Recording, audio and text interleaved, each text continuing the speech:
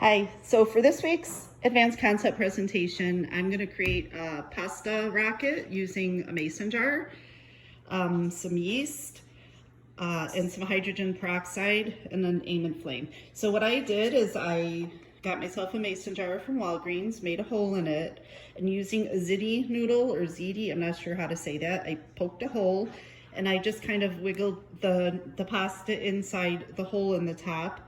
And I'm gonna place the hole on top of the jar, but not seal it because the pressure that I'm hoping to make with my rocket fuel using the peroxide, which I'm gonna fill about, I don't know, maybe 3/4 of the way with the peroxide. And then I'm gonna use about, I guess a 1/4 teaspoon of yeast.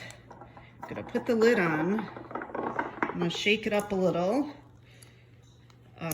And then I'm gonna light the flame and see, I'm gonna literally light the end of the pasta noodle.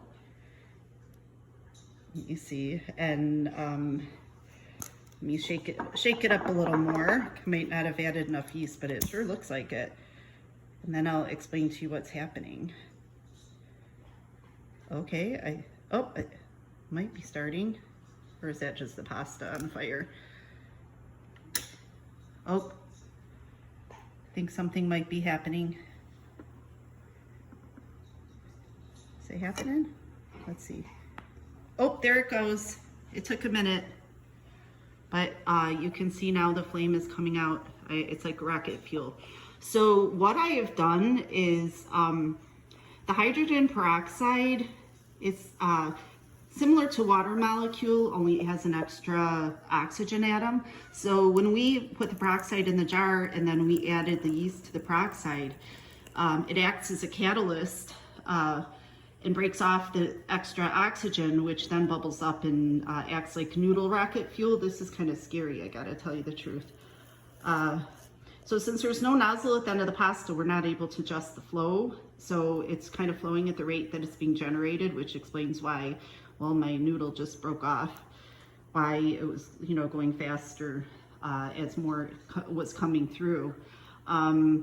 So the air generated inside the jar of this rocket, it's considered a hybrid rocket because it uses a solid fuel source, which is the hydrocarbons in the pasta, the hydrocarbons in the pasta, and a liquid or the gas oxidizer, which is in the oxygen from the peroxide reaction.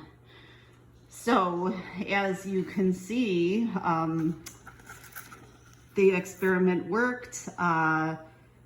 The pressure came through the middle of the pasta as it started releasing the oxygen, and it just burned off.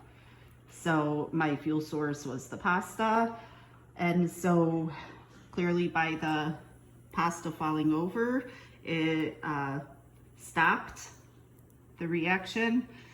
Well, not the reaction, but it stopped the fire.